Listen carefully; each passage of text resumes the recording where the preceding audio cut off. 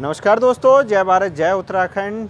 मैं हूं आपके साथ कुलदीप रावत और इस समय आप देख रहे हैं पहाड़ों का राही चैनल। और इस समय मैं टिहरी गढ़वाल की लोकसभा में हूं और देहरादून ये जगह है। यहां पर जो है लगभग 6 से 7 विधानसभाएं सीटें आती हैं जो सीधा सीधा टिहरी गढ़वाल लोकसभा पे असर करती है। और मेरे साथ श्री मनोज जानी जी भी हैं जो इस समय बॉबी पवार के पूरे समर्थन में खड़े हैं।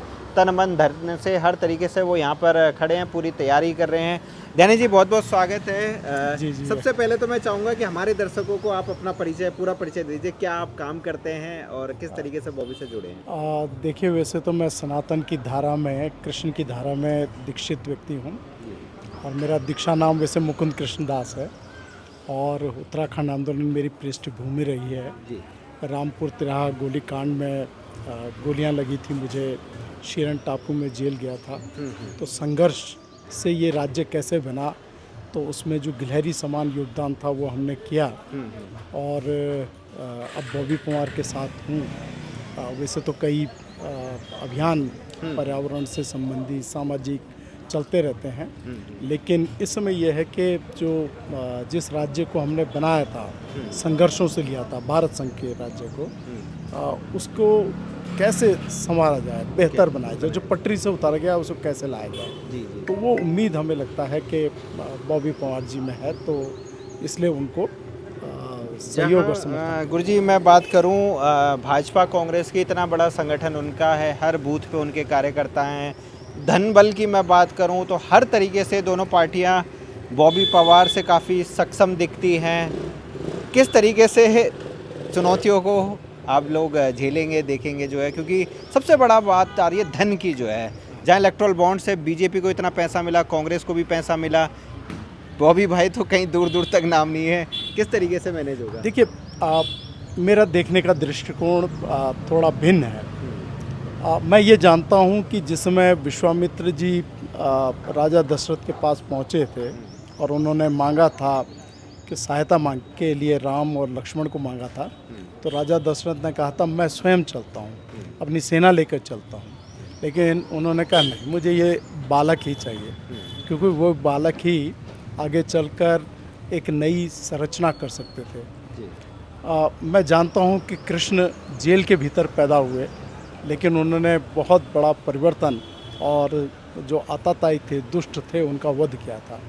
भाई बॉबी पवार जो हैं संघर्ष के व्यक्ति हैं, यंग हैं। अगर हम राज्य का जो राज्य गठन से और वर्तमान तिथि तक 2 साल तो बाद राज्य में चुनाव हुए थे, तो 2002 में हमारे चुनाव हुए, उसके बाद 2007 में, 2012, 17 और 22 में विधानसभा के चुनाव हुए। हमारे राज्य ने 5 विधानसभा चुनाव में लगभग 350 अप्रोक्सीमेटली 70 गुणा 5 350 विधायकों को चुना। क्या कोई ऐसा विधायक हुआ, एक नाम तो खैर मैं अलग करूंगा, जिसने वर्तमान विधानसभा में बेरोजगार संघ की आवाज़ को उठाया, लेकिन कोई ऐसा विधायक नहीं हुआ, कोई ऐसा नेता नहीं हुआ जिसने 100 लोगों को, भ्रष्टाचारियों को जेल के अंदर भेजा है। बॉबी पवार ने किया है। और भारतीय जनता पार्टी कांग्रेस के सांसद प्रत्याशी जो हैं, क्या ये भेज पाए?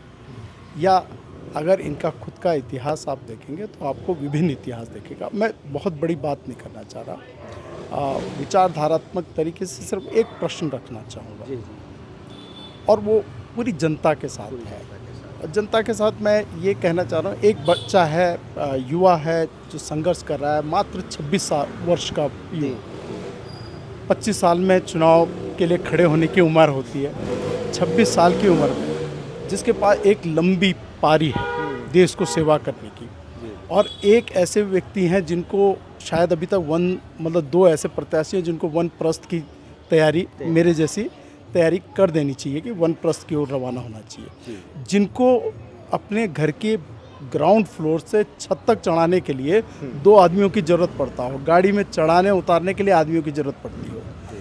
वो यमुनोत्री, गंगोत्री, खैट पर्वत, जो विषम प्रतापगढ़, घनसाली, जो विषम पर्वतीय क्षेत्र, क्या वहाँ के जनता की सेवा कर सकते हैं?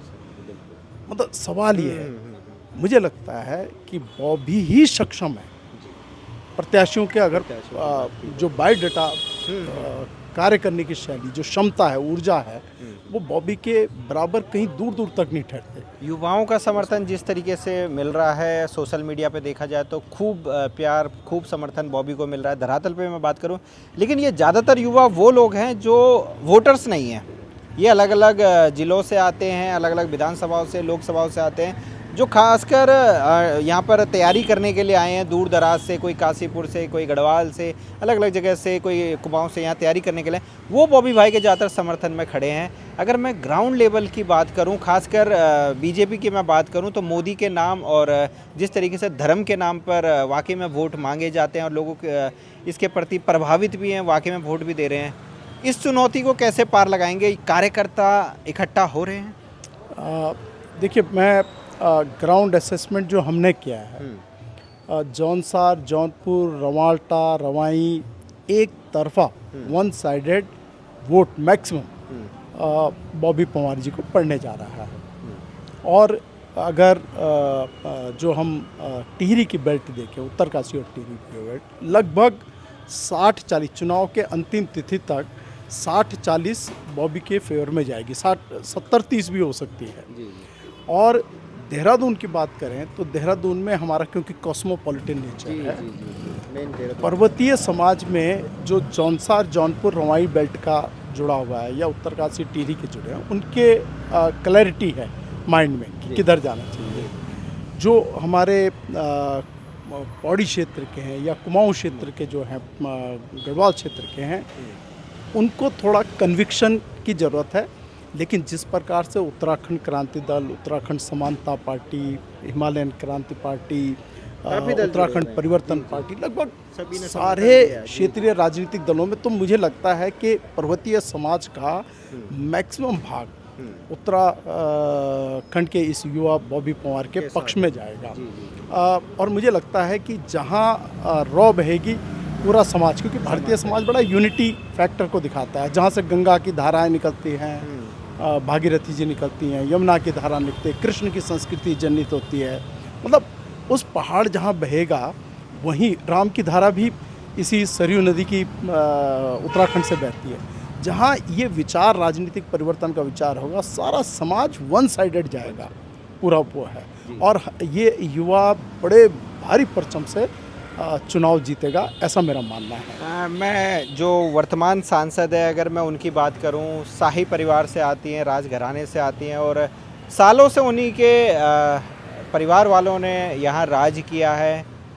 क्या कहना चाहेंगे? जिस तरीके का इतिहास रहा है, जिस तरीके से उनका काम है, क्या कहना चाहेंगे इसके बारे में? देखिए, मैं बहुत सम्मान करता हूँ राजनीतिक विचारधाराओं का, किसी भी राजनीतिक का हो, मतलब चाहे वो राइट विंग हो चाहे लेफ्ट विंग हो, मैं उनकी कार्यशैलियों से प्रभावित रहता हूँ। मैं लोकतंत्र में सेंट्रिस्ट पार्टीज़ और जो लेफ़्ट टू सेंटर हो, राइट टू सेंटर हो, उनका भी बड़ा आदर भाव करता हूँ।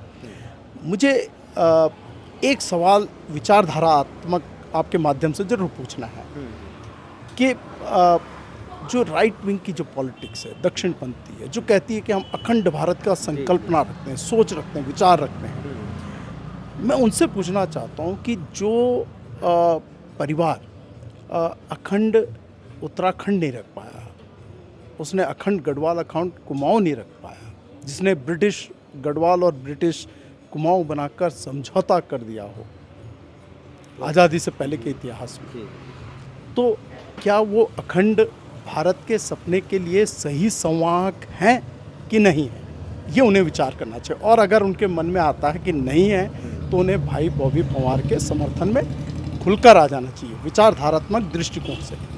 मैं जो कांग्रेस के प्रत्याशी को वोट देना चाहते हैं, कांग्रेस की देखिए, अभी लेटेस्ट 2 गंगोत्री के विधायक विजयपाल सजवाण और बद्रीनाथ के विधायक राजेंद्र भंडारी जी पार्टी छोड़कर चले गए, बीजेपी में चले गए, और ये पूरे देश भर की हमने भीतर देखा।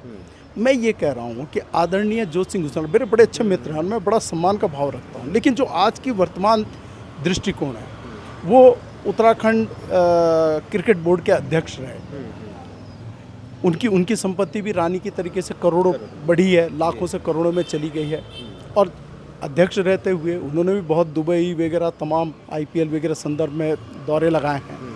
और उन्होंने जय शाह जो अमित शाह के सुपुत्र हैं क्रिकेट कंट्रोल बोर्ड के, उनके अंडर सहयोग में काम किया है, मिलकर काम किया है। उसमें मैं ये कह रहा हूँ कि कल अगर जय शाह जी कहते हैं कि अब आपका समय आ गया है कि आप भी पाला बदल लें और कुछ चुटकी बजाएं, तो क्या ऐसी कोई गारंटी विश्वसनीयता है कि ये पाला नहीं बदलेंगे? तो जो लोग जिनको आघात लगा है विजयपाल सजवाणी जी के जाने से, राजेंद्र भंडारी के जाने से, कि देखिए इन्होंने क्या कर दिया, हमने तो इनको वोट दिया था है ना, तो क्या यहाँ की जनता इनको वोट देकर वही आघात सहने को तैयार है कि नहीं है? तो बुद्धिमता ये है कि बॉबी पवार को दीजिए स्वतंत्र प्रत्याशी, जिसने 100 लोगों को जेल भिजवा दिया है आपके बच्चों के लिए। या तो आप 20-25 लाख रुपए इकट्ठा करें, हाकम जैसों को ढूंढें और फिर वहाँ उनकी जेब गर्म करें और तब आपके बच्चों की नौकरी लगे, है ना। या रानी जी को एक बार फिर पुनः करके, इस बार 5 साल में उनकी 23 करोड़ संपत्ति बढ़ते हुए 200 पता नहीं कई करोड़ के ऊपर चली गई है, तो उसको फिर 46 करोड़ 86 करोड़ अर्थमेटिकल कैलकुलेशंस में करिए, ज्योमेट्रिकल प्रोग्रेशंस में कैलकुलेट करिए, उसको बढ़ाइए। या फिर ऐसे संघर्ष के साथी को दीजिए कि आपके बच्चे का भविष्य सुरक्षित हो सके। और आने वाले कल में ये जो 100 भ्रष्टाचारी तो गए हैं, इनके पीछे इनकी सह देते थे जो व्यवस्था के भीतर, उनकी जगह भी वहाँ जहाँ है वहाँ पहुँचा दिया जाए। तो बॉबी का साथ देना इस समय उत्तराखंड के प्रत्येक नागरिक के लिए बुद्धिमत्तापूर्ण निर्णय होगा। और सद्बुद्धि, सुविचार, सुसंस्कृति, राजनीतिक परिपक्वता कहती है कि बॉबी पवार को भारी मतों से जिताया जाए। बहुत बहुत धन्यवाद ध्यानी जी। और काफ़ी गहराई में जाके उन्होंने हमें बातें बताई, और चाहे कांग्रेस के प्रत्याशी हो या भाजपा के प्रत्याशी हो, उनके बारे में किस तरीके से परिवर्तन आ सकता है उनके खुद के व्यक्तित्व में आने वाले समय में अगर वो जीतते हैं, तो ये भी बताया, और बॉबी के जीतने पर क्या परिवर्तन आ सकता है इसके बारे में खुलकर उन्होंने हमसे बात करी। साथियों, देहरादून में है कुछ दिन आप लोगों को जो टिहरी गढ़वाल की काफ़ी चर्चित लोकसभा सीट है, इसका आकलन बताते रहेंगे, लोग क्या कह रहे हैं इस लोकसभा क्षेत्र के बारे में। देखते रहेगा मेरे चैनल पहाड़ों का राही। जय भारत, जय उत्तराखंड।